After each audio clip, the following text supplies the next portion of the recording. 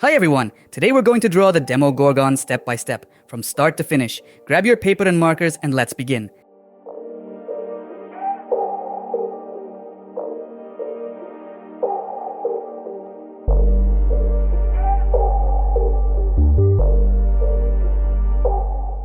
Now we're at a very important step. It's easy to make a mistake here, so do it slowly and carefully.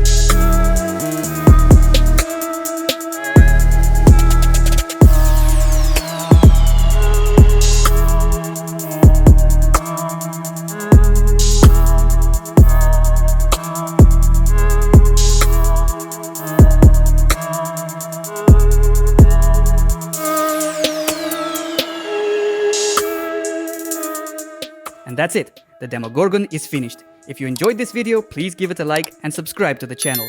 See you in the next video. Bye.